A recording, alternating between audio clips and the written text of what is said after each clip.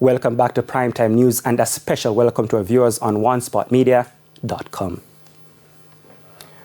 With Christmas fast approaching and commercial activity set to kick into high gear, stakeholders are warning Jamaicans to take extra care with their safety.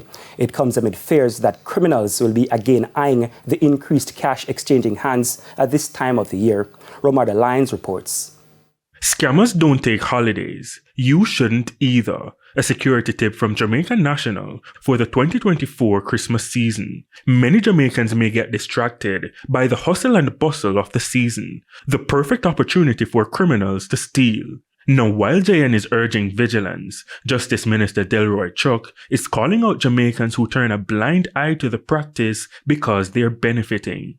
Far too many mothers, far too many girlfriends, spouses, because the criminals make money and give them a pack of $5,000 bill. They take it, don't take it. Tell them they must stop the criminality, stop the robbery.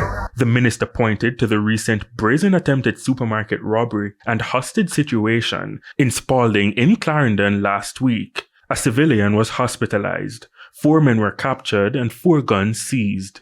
That, he said, is an example of the police giving crooks no room to succeed. The intelligence of the police, using technology, getting information from the community, back them up.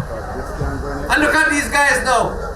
I hope they know what it feels like when they have gun pointed at people, begging for their lives. And they don't even give so many victims the space that they got. But they won't get too much space. But most cases aren't so publicized. There are holdups at ATMs and even the cloning of bank cards. Stressing that such criminality should not be defended, Mr. Chuck said another reality check for family members or spouses doing so is dealing with the reality when they are caught. When they're killed or when they're apprehended and end up at GP, it is the same mothers, the same girlfriends who have to go GP and district prison weekly and monthly to visit them. I say, let prevention be the solution. Romarda Lyons, TVJ News. The National.